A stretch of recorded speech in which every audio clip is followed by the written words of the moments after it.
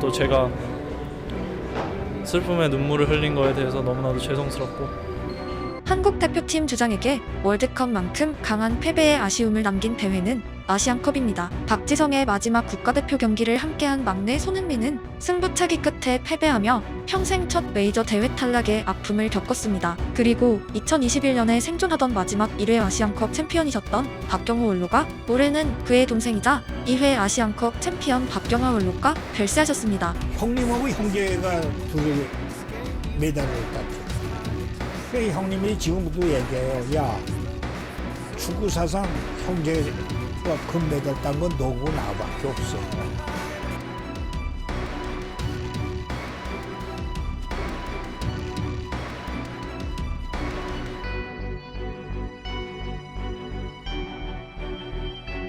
우리에겐 이제 아시아 챔피언이 남아있지 않습니다. 누군가에겐 의미 없는 대회, 아시안컵, 누군가에겐 군면제도 걸려있지 않은 대회.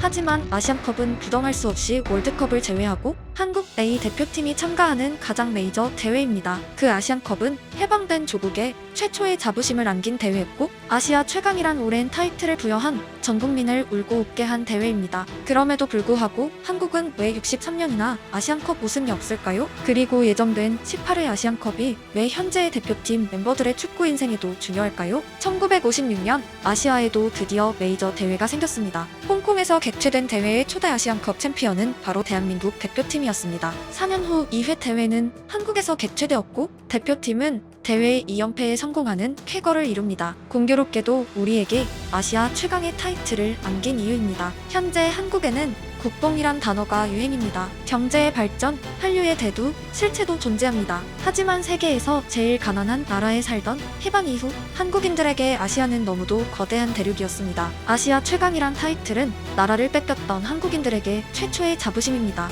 2만 명이 들어가는데 3만 명이 들어와가지고요.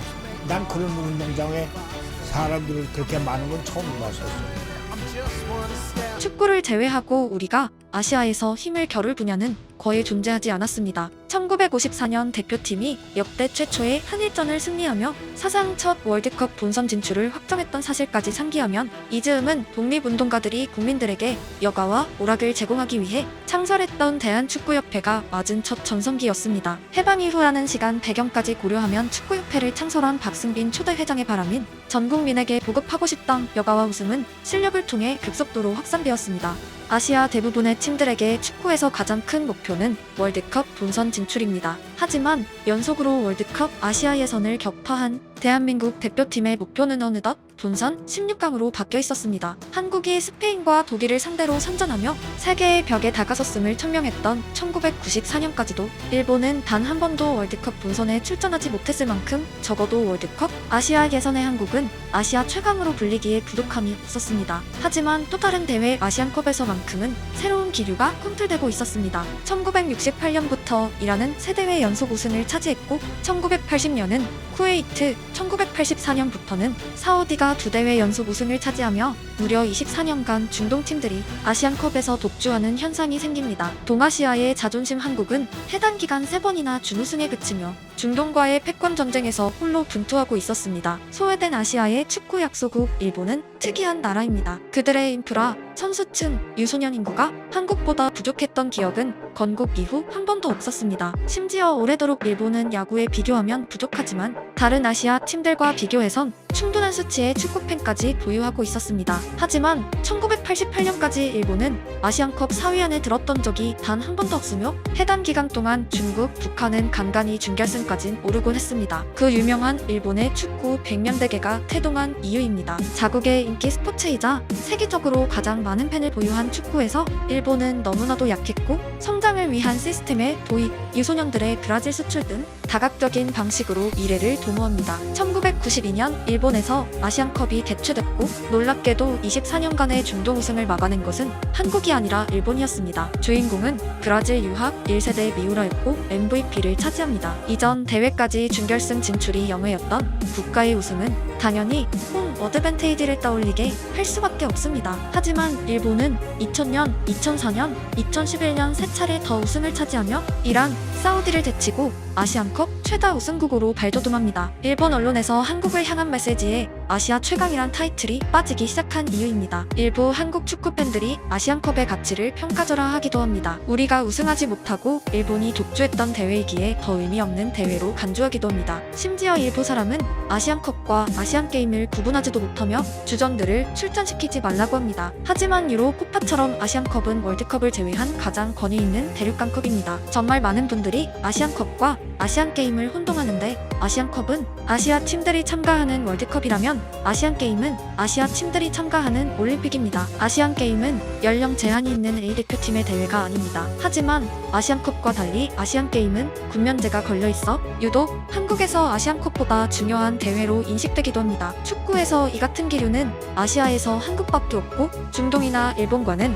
아시안게임을 대하는 자세가 다를 수밖에 없습니다. 요약하면 아시안게임은 한국이 유독 중요히 여기는 대회, 다른 모든 나라는 대륙간컵이 압도적으로 중요한 대회입니다. 축구라는 스포츠에서 아시안게임 금메달은 대륙간컵 우승과는 비교조차 되지 않습니다. 아시안게임은 연령별 대회이기 때문입니다. 많은 사람들이 손흥민은 메이저 대회 우승컵이 없다는 말을 하며 아시안게임 금메달을 제외하는 이유입니다. 한국은 1992년 일본이 우승했던 아시안컵에 대학팀과 실업팀 선수들로 구성된 B팀을 내보냈고 예선 탈락했습니다. 군면제가 걸려있지 않은 아시안컵을 대하는 팬들의 기대는 언제부턴가 낮아져 있었고, 이는 협회의 졸속 행정으로 이어졌으며 결과적으로 해당 대회에서 우승한 일본 축구는 처음으로 축구에서 자존심을 쟁취했습니다. 우리에게 2002년 월드컵을 보고 축구를 시작한 세대가 있다면 1992년 미우라를 보고 축구를 시작한 일본의 어린이들은 자라서 자국을 연속으로 월드컵 본선에 진출시키는 국가가 되었습니다. 공교롭게도 92년 참패 이후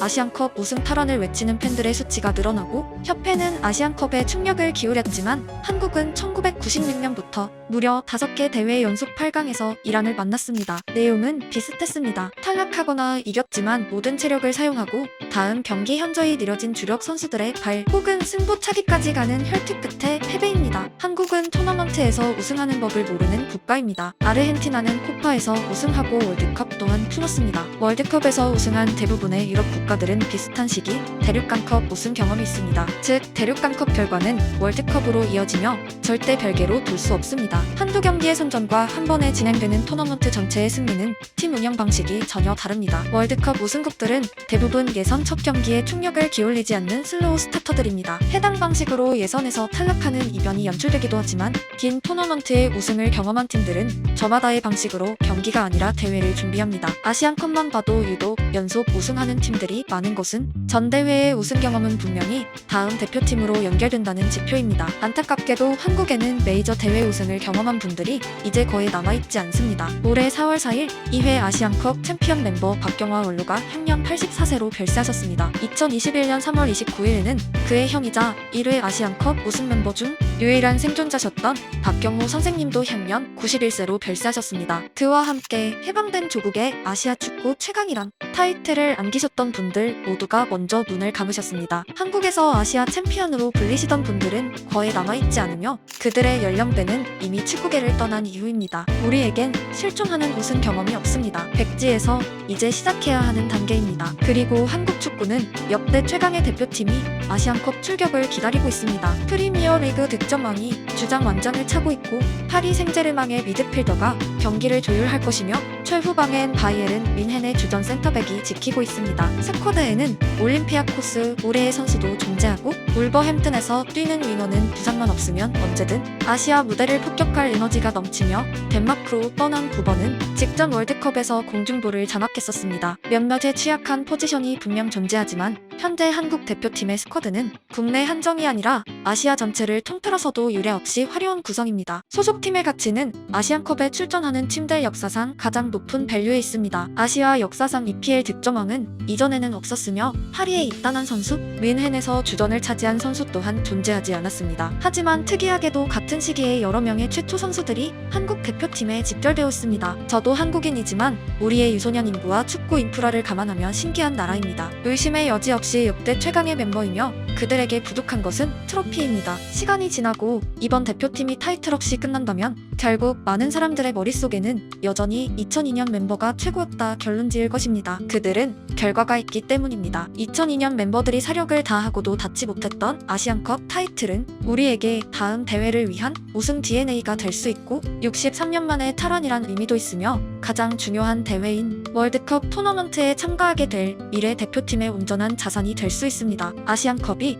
의미 없다는 이야기는 월드컵이 공놀이를 잘하면 주어지는 쇳덩이에 불과하다는 말과 같습니다. 여전히 중동의 팀들은 강하고 일본은 월드컵에서 스페인, 독일을 꺾은 팀입니다. 한국팀은 아시아의 강자들을 차례로 격파해야만 타이틀에 당도할 수 있고 축구의 결과는 이름값으로 주어지지 않습니다. 이번 대회 우승에 실패한다면 한국은 과거의 스페인이나 프랑스처럼 운보만 좋고 실적을 올리지 못하는 팀으로 불려도 될 만큼 변명의 여지가 없습니다. 최근 한일전 연패로 인해 많은 분들이 한국 축구가 일본보다 약하다고 말합니다. 3연패 동안 한국의 스타팅 라인업을 알고 계신가요? 월드컵 본선 멤버와의 차이를 알고 계신가요? 3연패 중 2번은 동아시아컵이었고 한 번은 급조된 친선 경기였습니다. 그 친선 경기에 이강인이 무려 제로톱에 기용됐으며 친선전을 제의했던 일본 축구협회는 2022년 카타르 월드컵 본선에 참가하게 될 핵심 멤버 대부분을 합류시켰습니다. 한국은 건국 이래 A팀이 아닌 BC팀이 일본보다 객관적으로 앞섰던 적은 한 차례도 없었습니다. 한국 축구 전체는 항상 일본보다 약했으며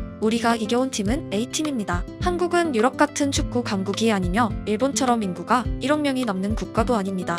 한국 축구의 강함이 A팀 11명에 집중된 것은 축구협회 창설부터 지금까지 동일합니다. 브라질의 네이마르처럼 한국 축구의 손흥민은 절대적입니다. 상대 수비진은 그에게 집중되고 다른 선수들에겐 공간이 열립니다. 월드컵에서 황희찬에게 어시스트했던 장면이 대표적인 예시입니다. 많은 사람들이 대표팀 손흥민이 토트넘 손흥민보다 부진하다고 말하지만 상대 수비진의 안긴 프레셔는 골, 어시스트의 횟수에 담기지 않는 경기력이고 한국은 과거 박지성 시대처럼 오래도록 손흥민이 있는 대표팀과 없는 팀은 전혀 다른 팀입니다. 한국은 몇몇 천재들의 팀이고 축구계 전체는 원래 일본이 더 강했습니다. 최근의 일이 아닙니다. 양국의 축구 인구 차이는 언제나 압도적이었습니다. 손흥민의 마지막 한일전 출격은 무려 12년 전 2011년입니다. 오래도록 월드컵 예선에서 맞붙지 않게 된 한국과 일본은 1998년 프랑스 월드컵 티켓을 걸고 싸웠던 도쿄 대첩의 기억 같은 총력전의 기억이 최근 펼쳐지지 않고 있습니다.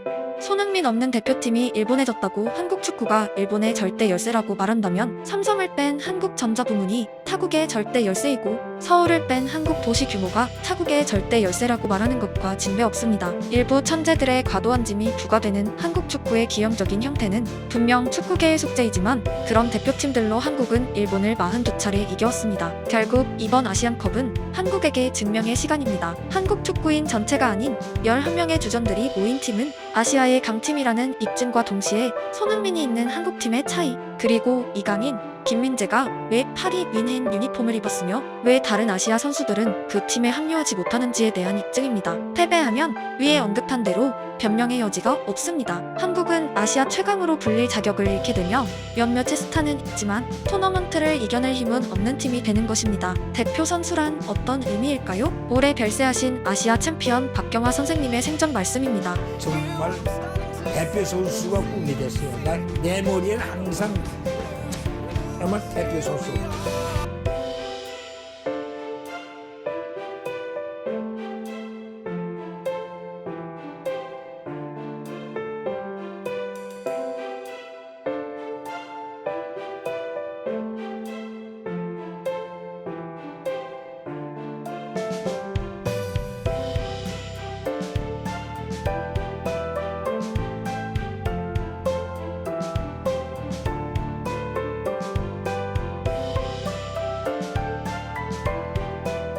박경호, 박경화 형제는 하늘로 떠났지만 우리에게 그들은 영원한 아시아 챔피언입니다. 전쟁 때 피나눈 두 형제의 삶은 곧 축구였고 그들은 조국의 기억을 남겼습니다. 형제의 이름 앞에 아시안컵 우승 멤버라는 호칭은 100년이 지나도 변하지 않습니다. 손흥민, 이강인, 김민재 그들의 이름 앞에는 어떤 호칭들이 추가될까요?